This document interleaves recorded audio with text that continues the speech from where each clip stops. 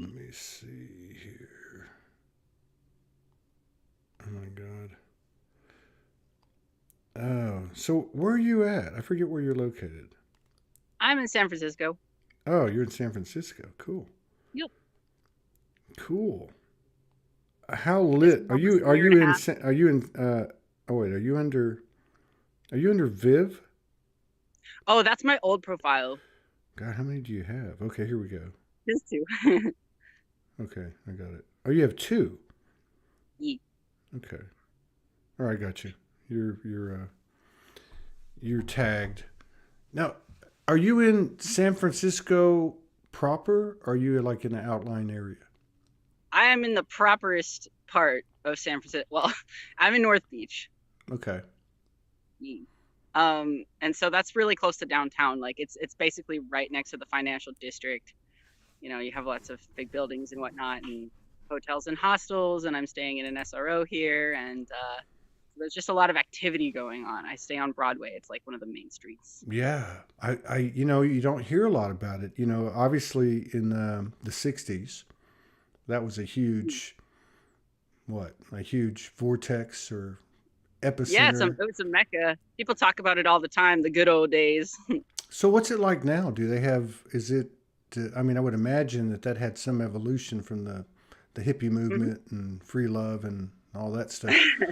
I mean, There's still a lot of those folks around. hmm, They tend to be locals, born and raised, hmm, type, and they have a very particular type of energy to them. But even they've said, look, you can be a San Franciscan and not be from San Francisco. Like yeah, it's like you're drawn here by the vibration. And now, though, everybody's talking about how like tech moved in, tech companies essentially changed the culture of San Francisco so much that now it's basically associated with the tech industry. right, And so the dynamic is very interesting between the locals and the people who moved here to become a part of that. yeah. And what about like the conversations? I mean, are they or have they evolved too? I mean, do you see people that Hmm. identify with like light workers, starseed, awakening beyond what may have been you know their experience or what they can reference in the Hmm. '60s? Wow, it's a mix, but that is actually rare here. I will tell you. But the people that you meet who are like that, it's like this is an initiation portal, right? This it grows you. Mm. So that's why I was, brought here by the ocean. The ocean called me here. And ever since I've landed, there's been all this type of like intense shadow work basically that I've been doing shadow work this entire time.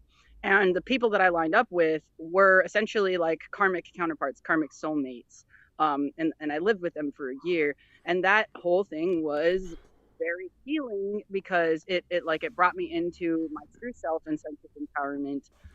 But yeah, I don't necessarily see them identifying as star seeds, maybe more so earth angels, um, or even like fallen angels. I've met a few.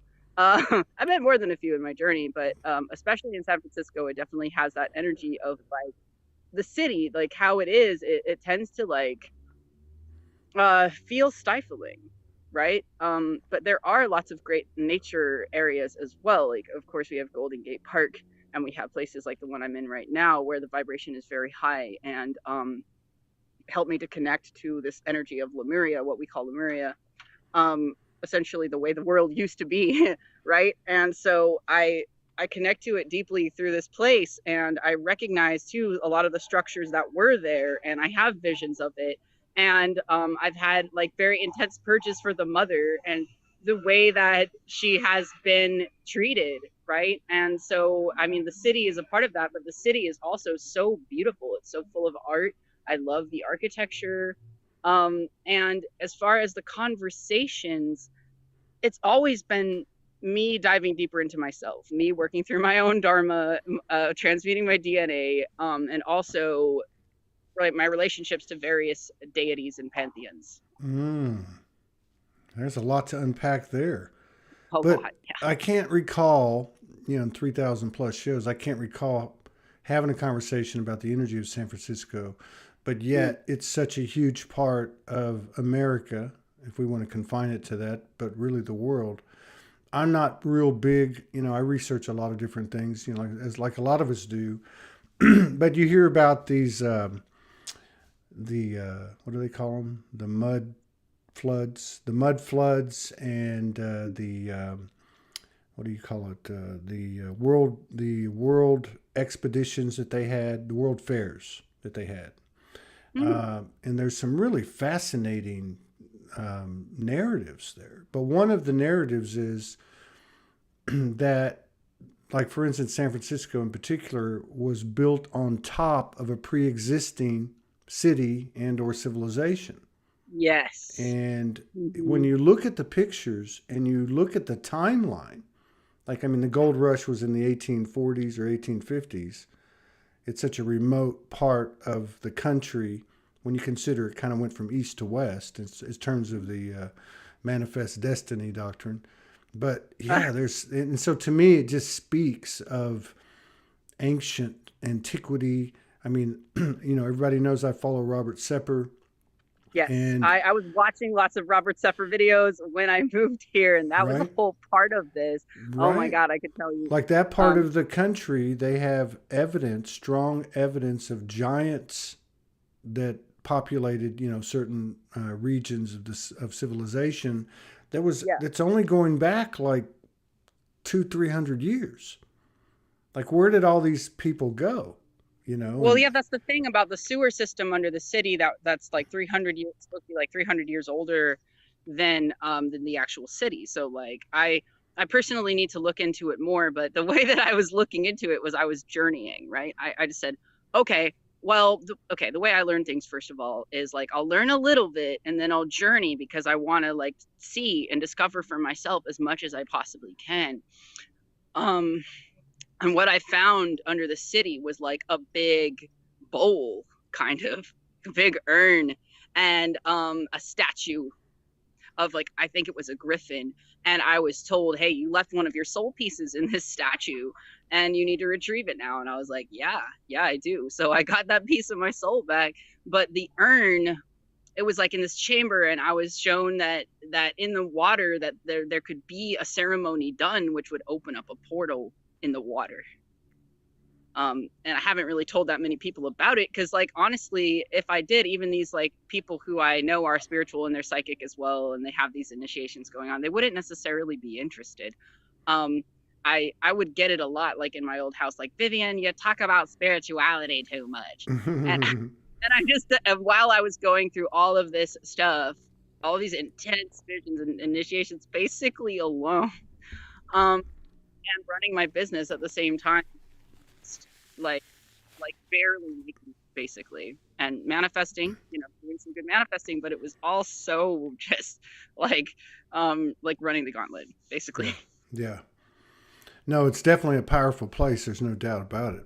I was just curious because there's such a density of population there, not to mention such a strong imprint of, um, how do you explain it? Affluent living, high cost of living, which you didn't see. You had it in selected areas up until a few years ago. Like, now you can see that obviously New York, Chicago, but it's many places have popped up. At San Francisco, because years ago when I was in the corporate world, Mhm. I had dealings in that area, and in fact I got offered to be promoted and move there. So we would have had 100 plus. It was a division, so it would have been like one of 8 divisions centered in San Francisco. But the cost of living in the Mhm. early 2000s was crazy. So I can only imagine with the big tech moving in there that it's just become almost undoable. Right. So, well, okay, let me tell you how I did do what's, oh man, what how I did surmount that.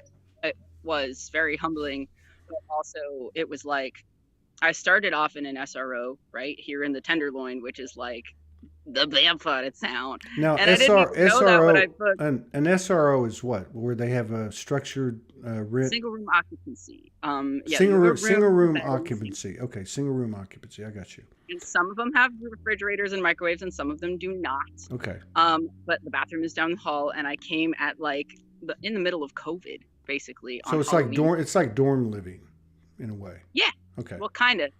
Then there's the hostels where it's more like a dorm where you're sharing with people.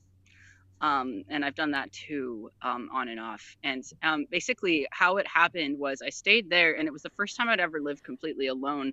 And I found myself kind of having, excuse me, having like fights with myself about what to do about my situation. I'd sit there on my bed, and then I'd be like, am I really fighting with myself right now? And then I'd go and I'd do my process, and I'd, meditate and chant and channel light language. And I met fairies, and many of them were pink and green. And I've met so many dragons here. And it's just like, they're always assisting me, right? And they always like to remind me that they're assisting me. And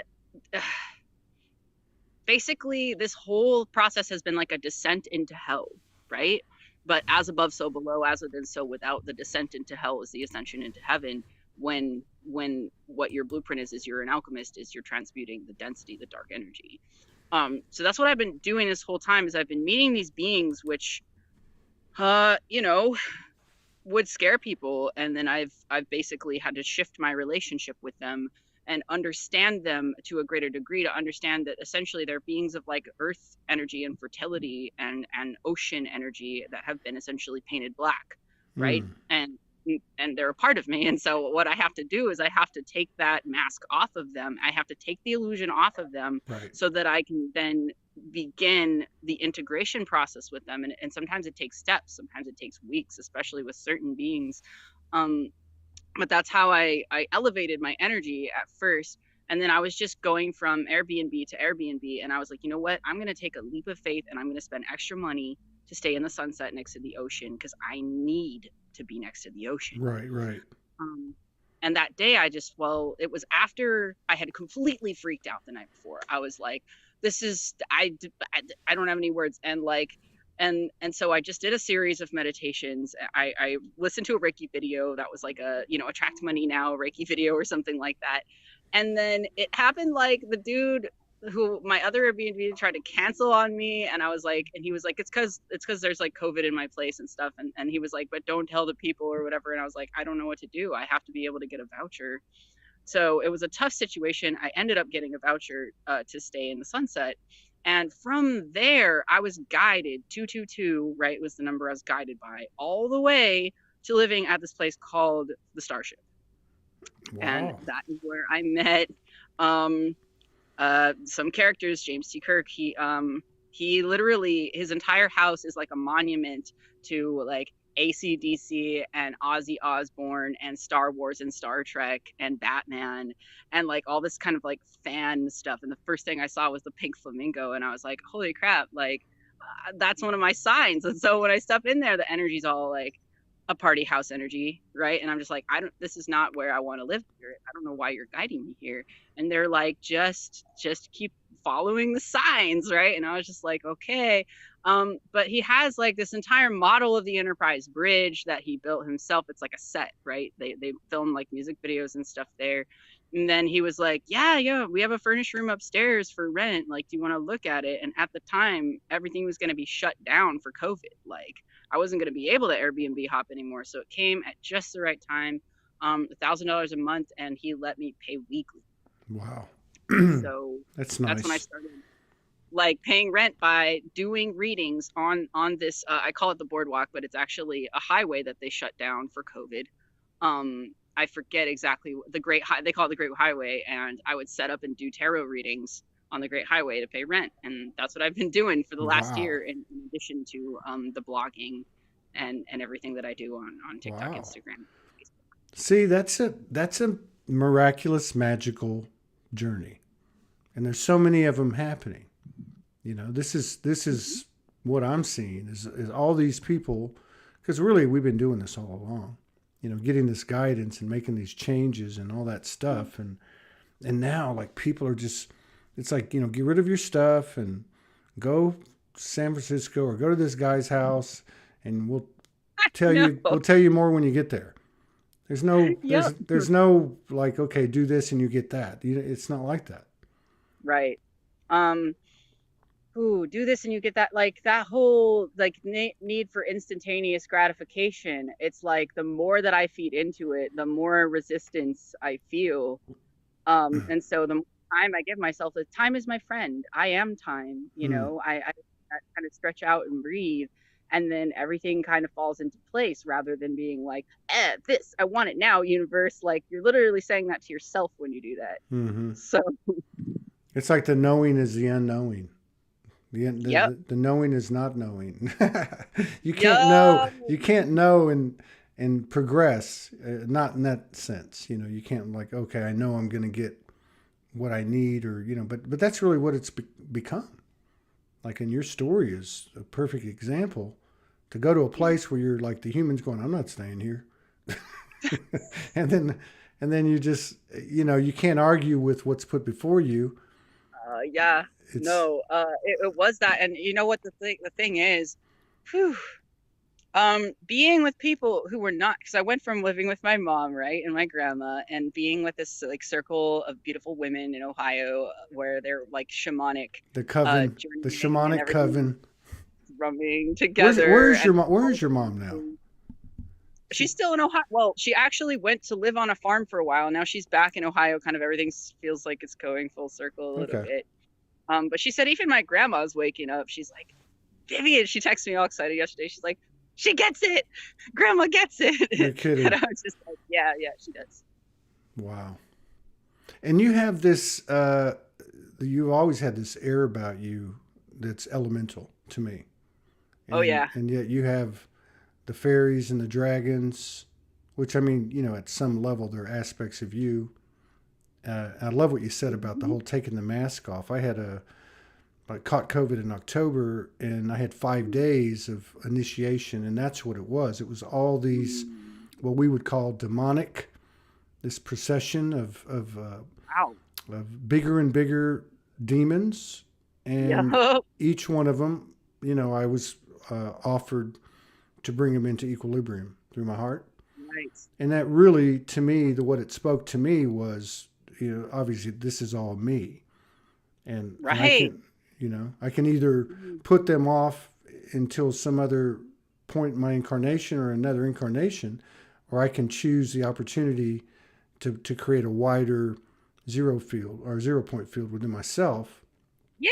which then translates into my external experience. But it sounds to me like you getting called over there, the ocean, the mother, all the elemental and Hmm. animal Yes. beings that we know are so powerful, the whales, the dolphins, such a Oh yeah. real part of our lineage in the physicality, as we crawled out of the ocean and begin to develop and evolve the species. But yeah, it sounds like you are pulling a lot of stuff in and creating that wider field of potential for yourself. Does it feel that way to you? Yeah. Yeah. No, that's all like completely accurate. I do want to talk about my relationship to the elementals. So I'm an earth angel, right? And this means that I've essentially been one of the original angels that stayed here from the beginning, right? And people talk about like with star seeds and waves of volunteers and such. And the same work with Dolores Cannon was like, oh yeah, the original grid keepers, they've actually been here the entire time. And there is a definite difference in vibration from what certain experiences will give you, is what I want to say. Not better, not worse. And we definitely should never talk about it that way, but how I have felt, right, as somebody who remembers being a trilobite, right, on this Mm-hmm. planet.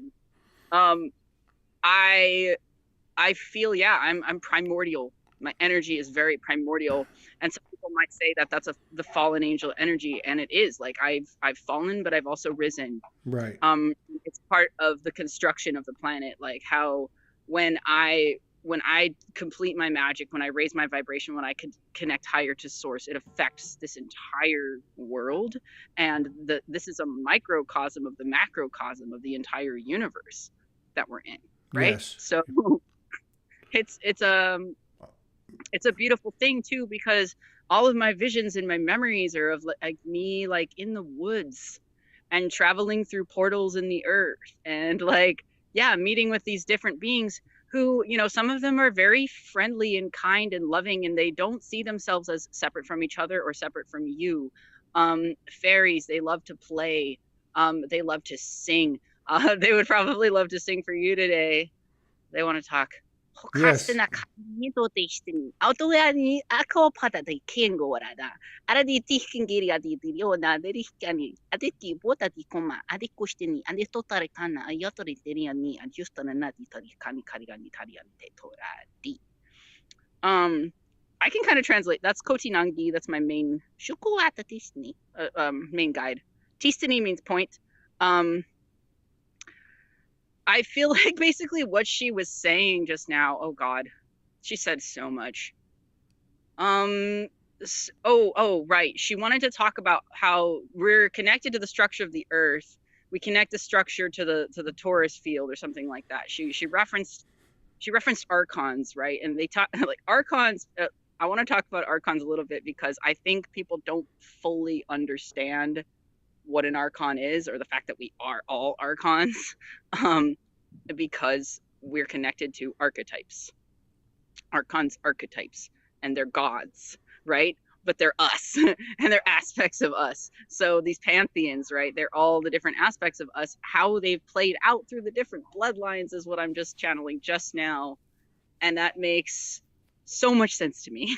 How they've been recreated through the bloodlines by these cultures, right? And been given these names by the people who, maybe the shamans who found them in the ether and were like, oh, you're a god of war. I'm going to call you this because that's my word for war. And also how the bloodlines relate to language, and how all of these languages, essentially like stem. I'm learning this now. I'm not an expert on this part, but going all the way back to Babylon, right? And how language was shifted and changed there. That's what I want to learn about now, and ancient Sumeria, and that's the messages that have been coming through for me. I agree. I resonate with a lot what you're saying. Like, cool. I've often wondered, because I've been like, God, why do I feel like I'm from the earth? But I've had enough memories to know that I'm not, obviously, but yeah. To me, I remember the goo. I remember like this goo that was what it all started to be formed from, and then a lot of activity like in the ocean, like the beings and the civilizations and the experiences and the incarnations, and I'm more connected to the trees and the wind and the animals and all that than I am everything else. So I don't know what that is, but like I can see where, and then the thing with the fallen angel deal, I've always looked at that and gone, how do we know we're not all fallen angels? Like that's just the way the narrative was written from somebody's prejudice to paint pictures of separation and distinction, differences between where they were at or what they were taught versus what it is. And I like what you said about the Archon thing, because everything is us, and I know we can cliche that to death, but if you look at if you look at what is it, it's either the Nag Hammadi or the Dead Sea Scrolls. I think it's the Nag Hammadi. It's like 25% of that whole doctrine or that whole literature is about the Archons.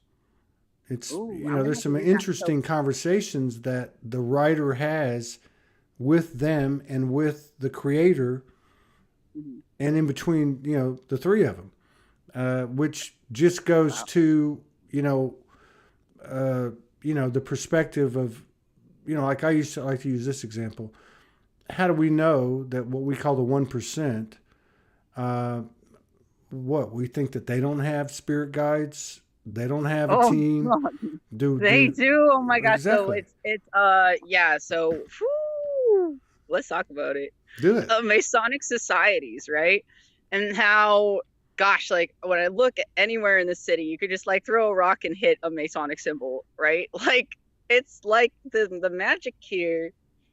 It is based off of Archons. It goes back to Egypt, you know.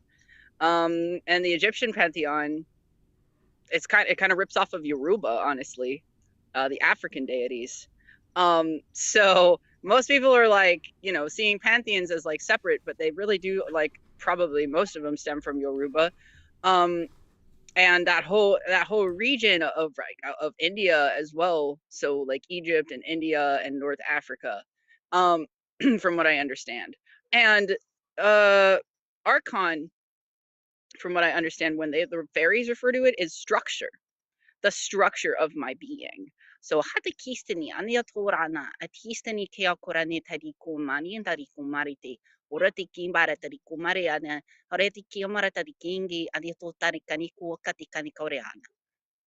Okay, they're saying, look, you've got different points in your aura, and they all relate to these different archons. Like you're like if you look at a map of the body, it'll tell you where the zodiac signs, which I see the zodiac signs as the gods, as the planets, as the archons. They relate to different points in your body. So if I'm having lots of bruises on my shins, for example, or pain in that part of my body, I can go to my birth chart and be like, okay, I'm in Aquarius moon. This is related to my relationship to my mother, but also since I have it conjunct Saturn, it's related to my relationship to like time management, reputation, career. All of that stuff will kind of like compile itself into like these continuums of energy. But yeah, they're trying to tell me that like what they want to do whenever they're talking with their light languages, they're saying we're going to move things around so we can open up pathways in your consciousness, in your body, so that the energy can flow better. That's Koreana, when the energy flows better. And so it's kind of like saying like, okay, we're going to open you up here, we're going to open you up here, we're going to send a spiral here, we're going to send a dragon here, we're going to tap this person, tap on, we're going to they call in names a lot.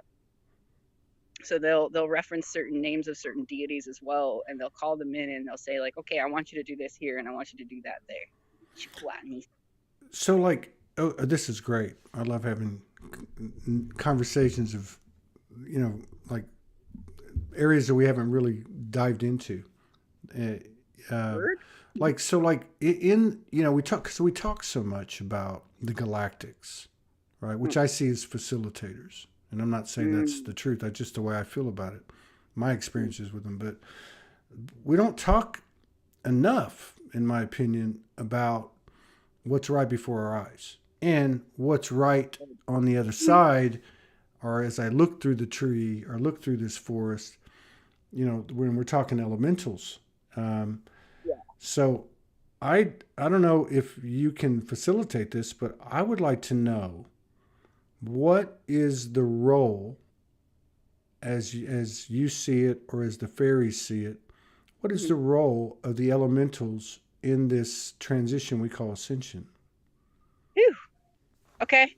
Oh my God. There's so much here. There's so much here.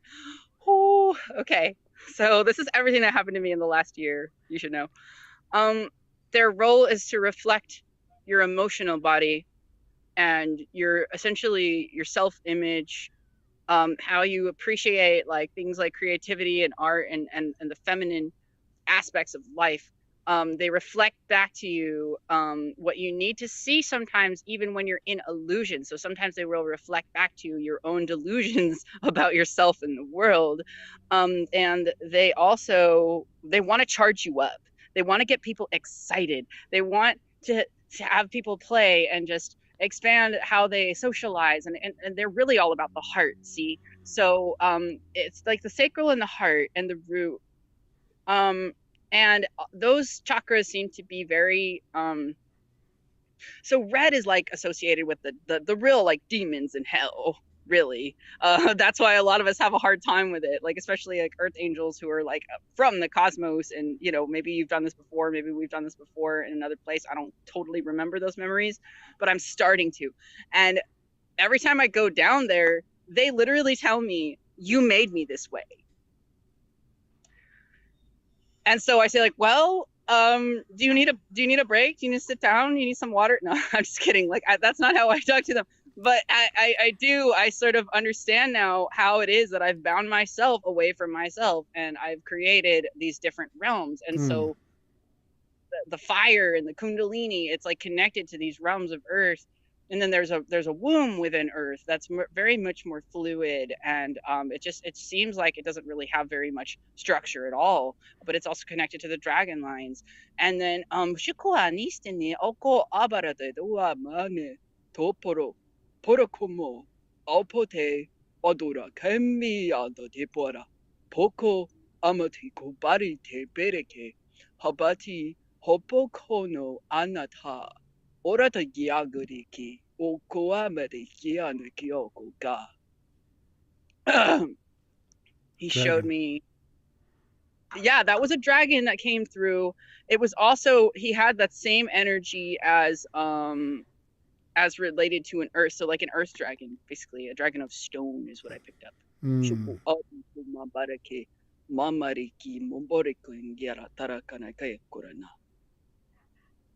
He says it's like we're counterparts for everything that exists in heaven. So like we reflect. Like they just showed me a spiral that went down into the ocean, but then it also was the same spiral on the bottom. So it is as above, so below. Descension into hell is ascension into heaven. Hoa gaga mana tito tito ramamarike amora komorike baritari kumare terio pora pora kengara hopadi teoriana hore di teoria kenge otari kangiana. So he's showing me like a spiral of like the outside of a torus field, right? And how like the center of the earth is like the inside of the torus field, a magnetic field, and how it's like the energies of heaven coming into the earth and then going out and spiraling around, like it's all connected.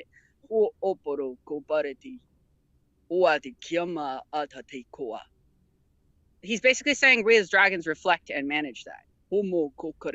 So we also work with your energy, your magnetic energy and your electric energy. It really depends on the dragon, but they all vibrate in a different way, which is why they're quote unquote separate, right? What's why they're seen as separate or understood as separate. Like, oh, these elemental dragons versus these ethereal dragons. It's because it's the energy of the universe just vibrating at that, or whatever, the frequency, right?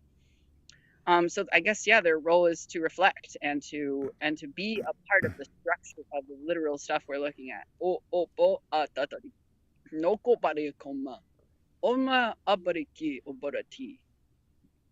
He's saying a lot of elementals have a dragon form.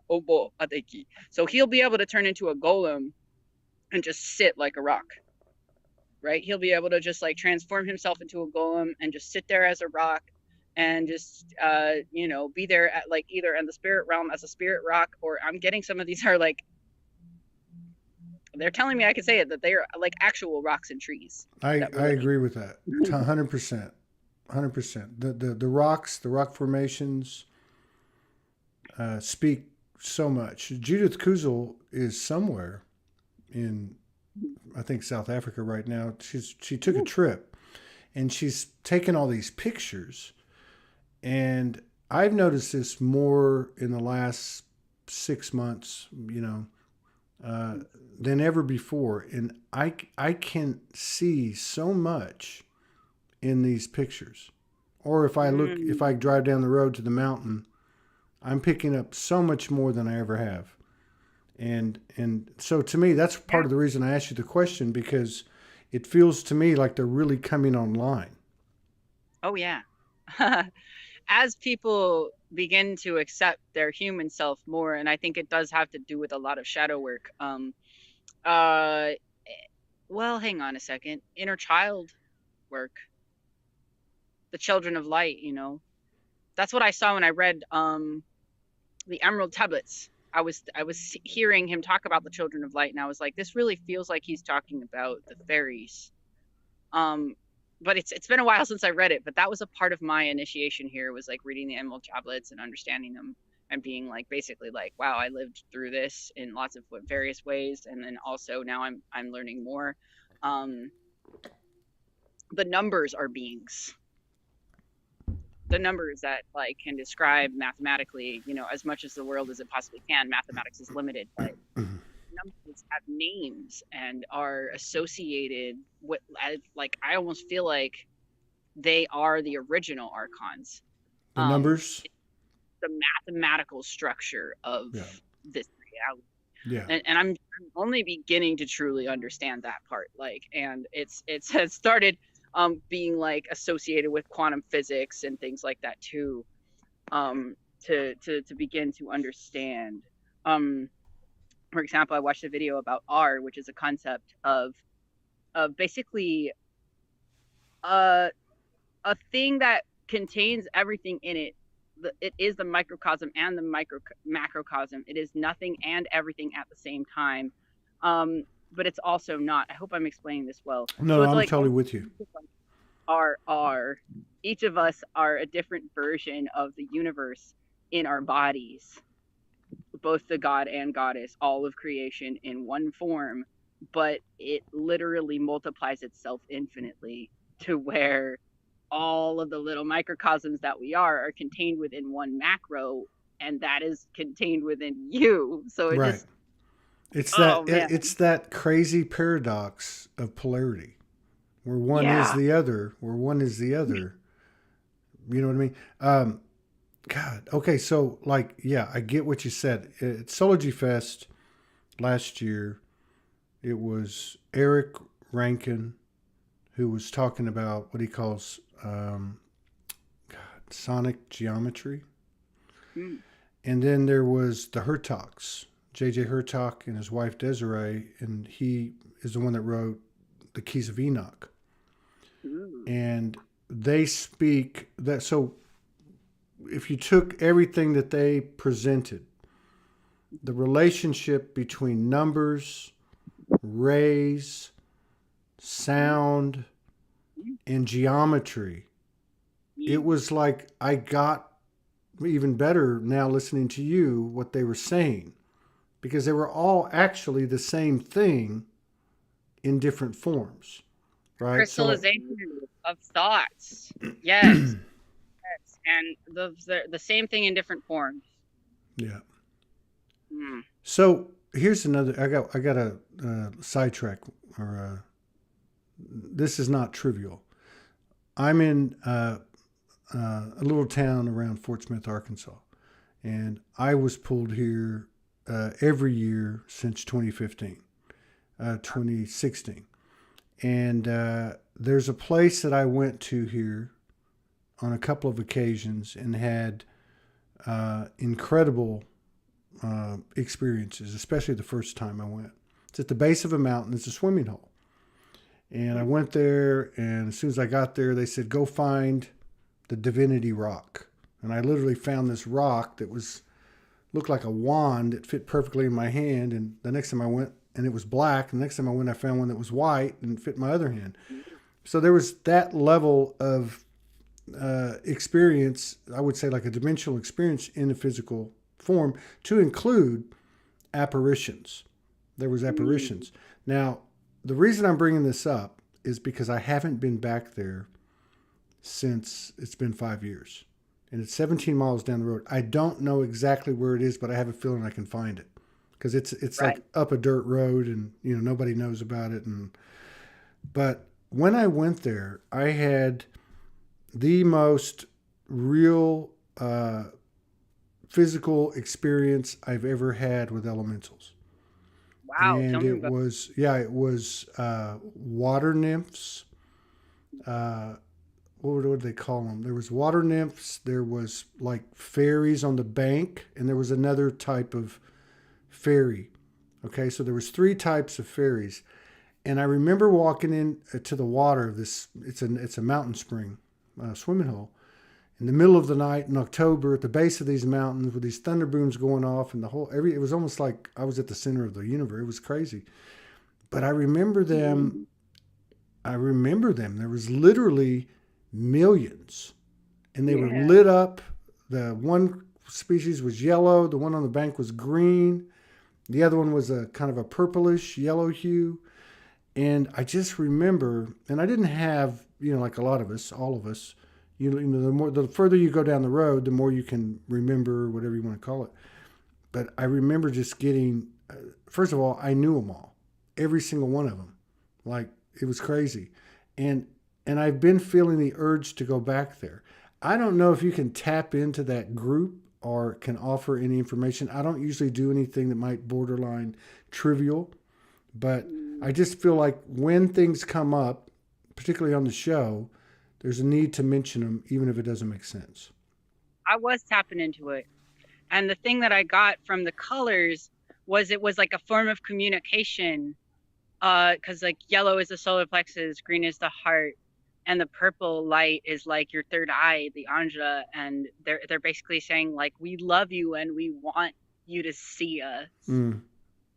Yeah. And that's why they want you to see them, is because it's like they have this like sacred reverence for you, and it is like they are watching over you. They are your fairies. Like they Yeah.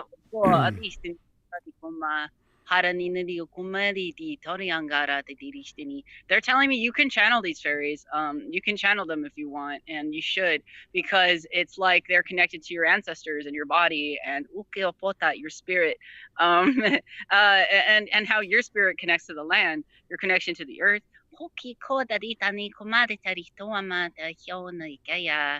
Wow. I don't know what that meant, but it felt beautiful. Haya destiny. Haya destiny. Haya destiny. Okay, they keep saying that word, so I have to interpret it for you. So destiny is the heart space, or it's like your heart's path, or it's like it's the way your energy is flowing. Haya destiny. I feel like haya. I don't know if it means higher or if it means to raise. Hoko anashti. Mana is energy. Oko baritani ma di. No kopadistini. Kopadistini feels like somehow like a false path. No, it's not a false path. It's just a path. It's just a point. It's like all these little side quests. It feels like these side quests. Haya destiny is like your main path. Yeah. Complete destiny. Yes, it is. Yes. So then these little other parts where we know we need to do certain things, right? That are they're like fractals, right? Haya destiny. It's like the biggest fractal of you. So when they're saying they're a part of that, I think that that's what they mean when they're like they want to initiate you into probably aspects of nature and the body and the earth that are connected to you, and help you to understand that. Because it's I'll be going back there. Yeah, I mean, so it's connected to our worth, because what do we do when we have emotions in this society? We judge because we're acting like animals, or we're acting like children. And they are beings who will literally never judge you, and they will always just reflect you in that sense. But they will also nurture you. It's more complex than what I'm actually. No, I get it. I get it. I mean, because that's one thing. Like when I went into the water, they started like, it was like being in a stadium and everybody starts cheering. Yes. And not only that, but it was a very sensuous kind of memory, because they're like, I'm like, I know you. Like, we're like intimate, all of us. We've all been intimate over the millennia, right? And there was this. How would you describe it? Like a obviously, I would say that, you know, as a personality trait of the soul, I have a bit of a wild hair, so they were very in line with that. Like there's nothing wrong with that part of you.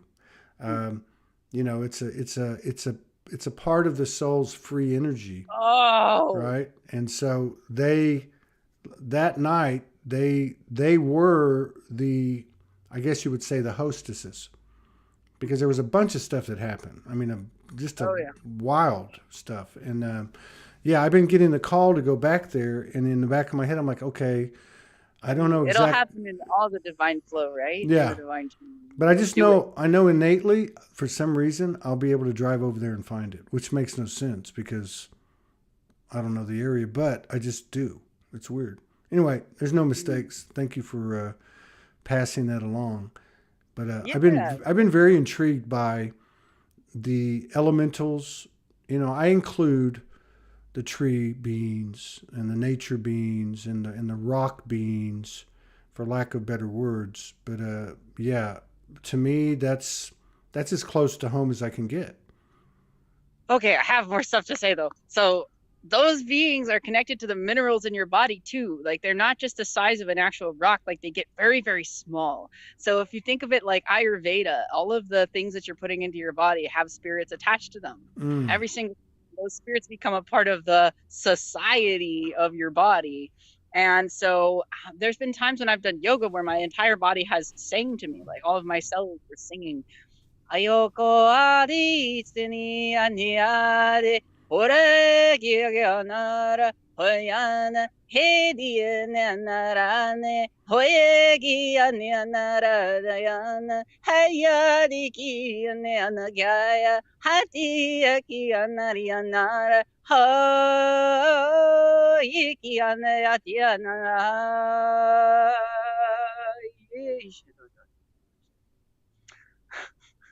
Wow. That's what's funny to come through right now. I was glad I was outside because it really rang like out to all the trees. Wow.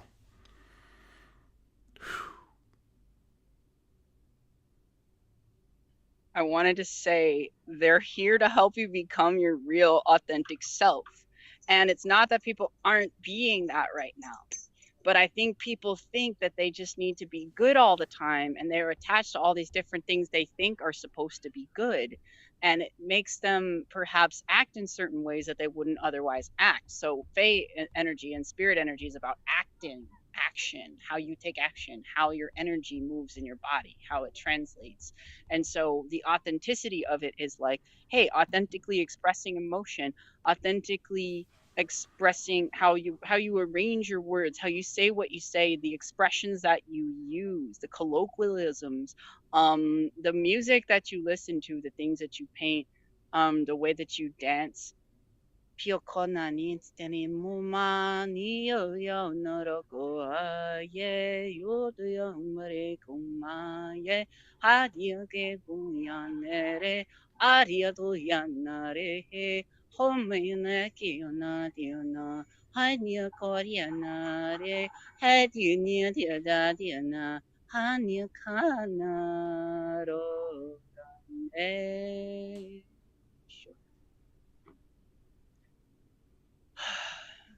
Man, it's amazing.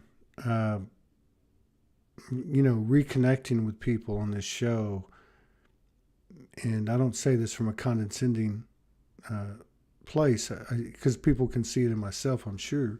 But to be able to see the transformation that people have gone from, it's one thing to pick up things telepathically, or you can see sometimes when you look at somebody's post or video, you can see through the energy that what's going on with them, but to actually connect with more frequencies such as this, to see who they were and who they are now as a microcosm of who we all were and who we all are now.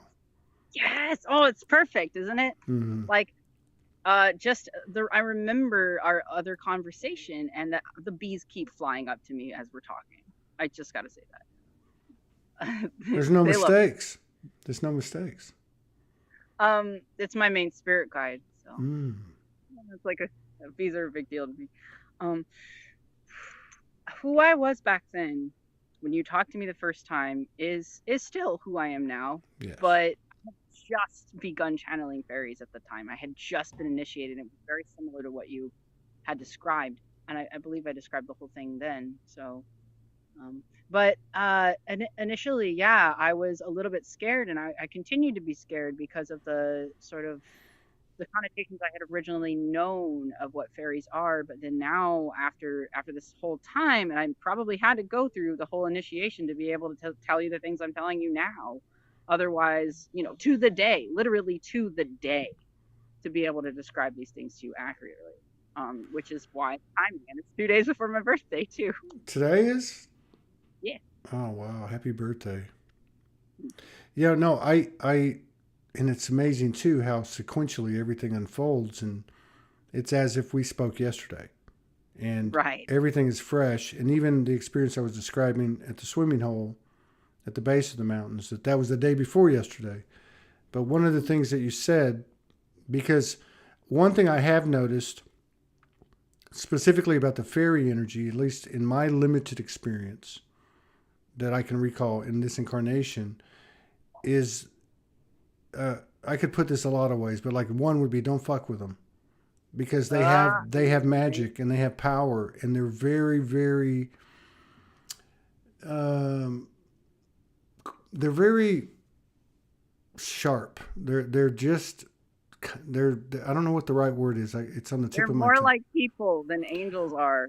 Well, yes, but what you said about them magnifying your reflection, both Mhm. for what you feel and know is a virtue, but also where your illusion and your unconscious is, right? So that's one thing I picked up. So if you are uh, perpetuating, let's say, as the result of a program or conditioning, a Yeah. certain unconscious, we'll just use the term, and even though it's not right, low vibration, or let's just say something that you wouldn't choose if you were conscious, I Mhm. recognize that in them, that they have the ability to, like in the circus, they have those fun houses with all the funky mirrors, where you Yeah. go in and you're big and fat or you're tall and short, like that. Like the way they send it back to you is distorted.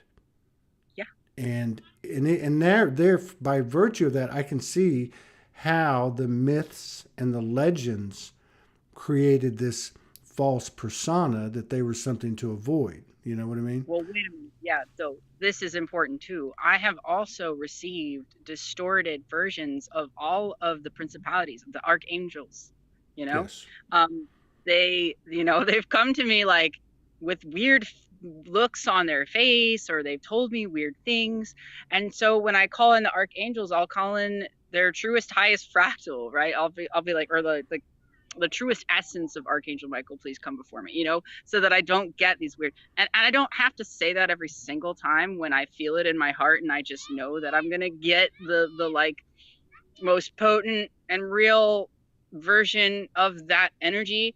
But it's like I've heard people say like, oh yeah, this angel has blue eyes and blonde hair, and I'm like, I think he's actually just a ball of energy that can like shapeshift into Yeah. most anything Yeah. that wants to. Have you had much experience with the elders, Sasquatch? Oh, Sasquatch. I haven't.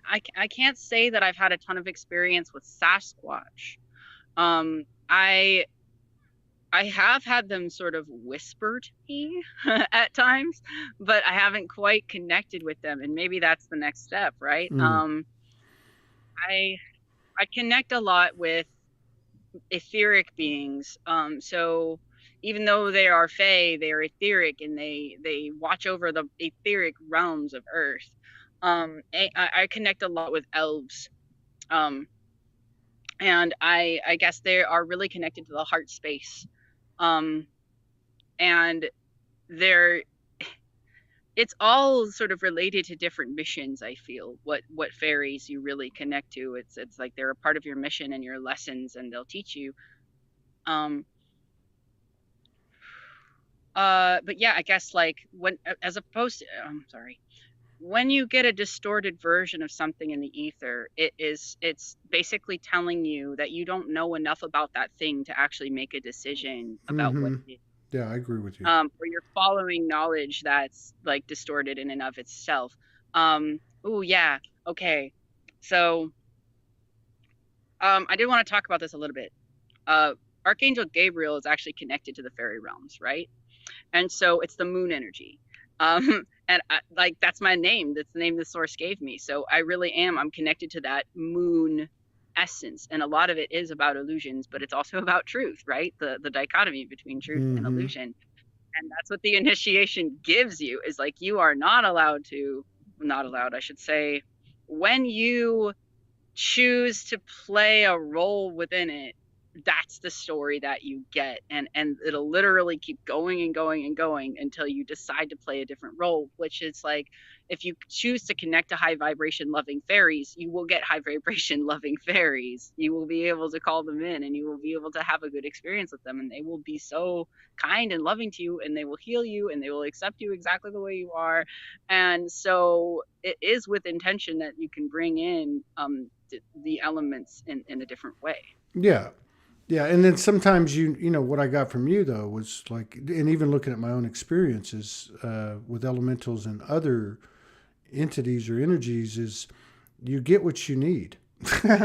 So, Ah, like, you know, I remember early on, I had these six, you know, what we would call like ascendeds that were biblical prophets. And again, I go kind of the direction you go, which is yes, they came to me and they had humanoid, appearances, but at the end of the day, they're just their energy taking form, so I can understand and communicate with them. But there was a point after several months where I needed to go through an initiation, and in order for me to enter that field of initiation, I could not take them with me. It was like they were mm. kicking me out of the nest. So Oh so man. in the moment that came to me, there was all this crazy like dark energy flowing around the vehicle I was in. I was in the passenger seat. A crow came flying through like it was going to come through the windshield, and I looked and I saw them. I saw all six of them, and Whoa. they had changed the expression on their face to where I was like, holy shit. And then I had to dive in and explore this, which would have taken me weeks. Was I being sidetracked the whole time? But eventually I got to the bottom of it, which was they took that form in that moment to push me on my own. And then they came back, Yeah. later on they came back. So, but I think like what you said about the fairies, I can see where, and even the elves, I can see where, and dragons, dragons are very important in my journey, and I know a lot of people's journey, and those are pretty intense beings. Kind of like if you take the mother. Well, Yeah. part of the mother is Callie. Now, I Yeah. don't know about anybody else, but when Callie comes in the house, I'm not exactly, I accept it, but I'm not exactly going, oh, this is going to be a blast because she comes in to clean house. Right. Anubis would be another one. Anubis usually Mhm. comes when there's identities to be dropped or an initiation He's my to. patron deity. I don't So, keep a lot around me, but he is a big part of my mm, daily life. Yeah. And I think actually my essence is somehow connected to Anubis, Pan, Pan, mhm. the god, and any derivatives of that, which speaks again to the the let's just say the hybridization or integration of what we're familiar with as nature on the earth Yes. and Mm. human, right? Yes. Oh gosh. So Pan as a spirit, I've also been integrating a lot of Pan energy lately, and that was also the entire last year Hmm. of my life, was like getting in touch with Pan and making peace with Pan, and really like he has a lot of like beautiful energy to share. And though it is intense, it is the intensity of the animals. It is like, you we love cats, right? We keep them as pets, and then they go out and they kill things and they bring Mm-hmm. they're little murderers. But we're not shaming them for that. It's like the context that they live in that makes it okay. Yeah. um It's not so like I guess every humans. It's not like humans. I mean, the only species on the earth that actually kills for personal gain. I mean, right. cat or any other animal is a natural part of the scheme of things. Yeah, cats Mhm. are a whole nother story. Cats are, and I'm not even like ever had a cat, but I mean they're just they got a lot of stuff going on. So wow, so you're gonna hang out in San Francisco for a while, you think? I don't know. Yeah. The thing is, I feel attracted to Hawaii.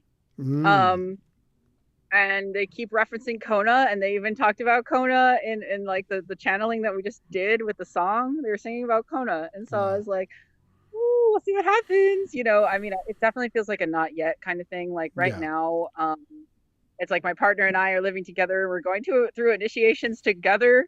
And so it's like it's all very intense, and like we're learning love on like these higher levels and stuff like that, which is Right. like it's all tied to money as well. It's all tied to basically how when you perfect your like manifestation stuff on your own, right, and your own methods, and then you get into a relationship with someone and you have completely different methods for manifesting, and so you kind of have to like figure out where you have common ground and just love through all of the challenges.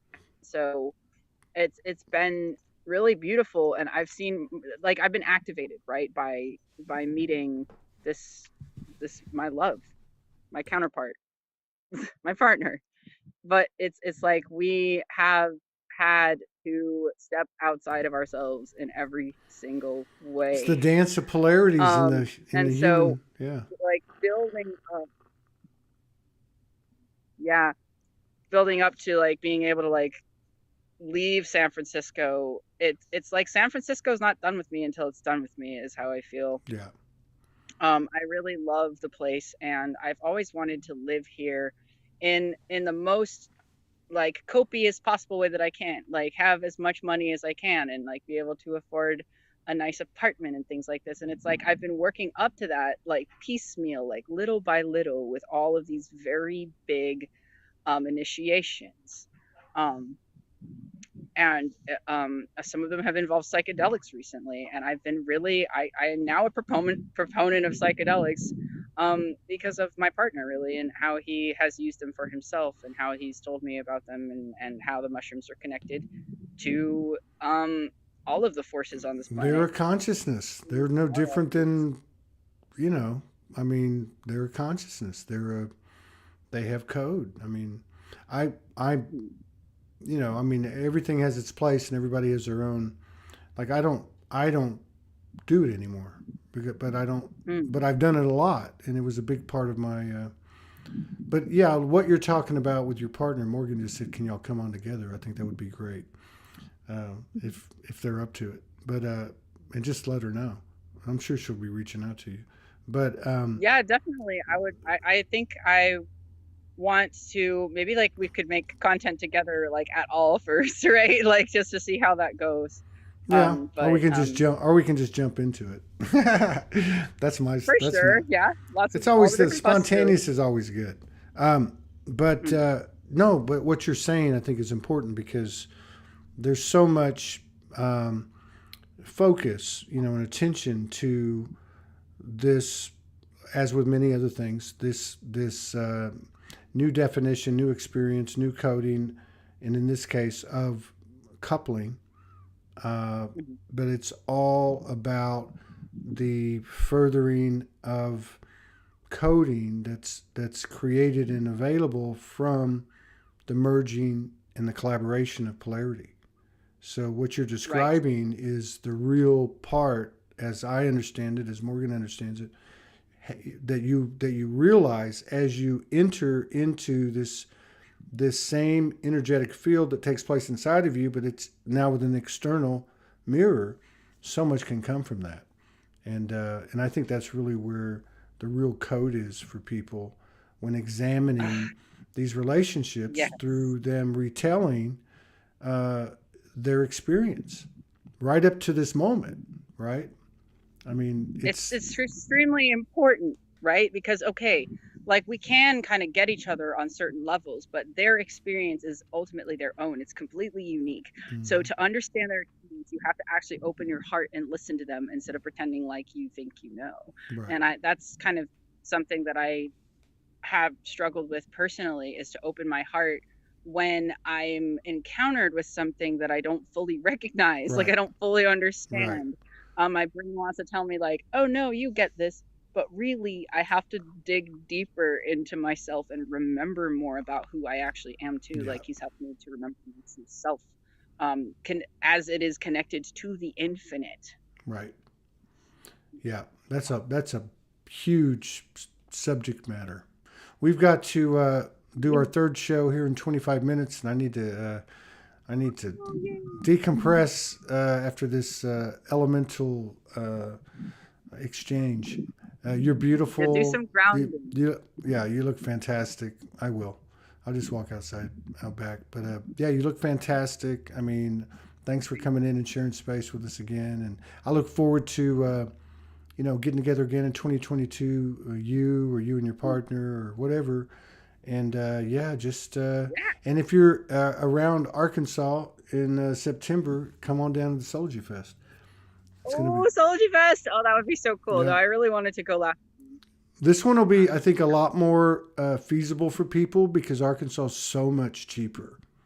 It's so much cheaper, and we're gonna do what we can to pass that along to everybody, and try to really get 2 or 3 times the number of people we had last time, which we capped because we wanted to be, we wanted it to be substantial, and the more that we got in there, it would have been a little bit tougher to do. But 100 people last year, I think we can do 200 or 300 this year. So, but anyway, you Yeah, take I would love care, to go. and Um, yeah, you take care, and thank you for the personal information and for everything else in the last hour, and just keep yeah, if I going. could say one more thing. Mm-hmm. Thank you for what you do. Mm. Connecting, right, is it's one of the most important things that we can do. It's this new grid that we're building through the heart space is being able to hold space for being real and being honest about our experiences and not being afraid. And you are somebody who truly facilitates that in a real way with intention. So thank you for doing that. And I look forward to anytime I get to speak to you Mm-hmm. again. Thanks. You take care. All right. Love you.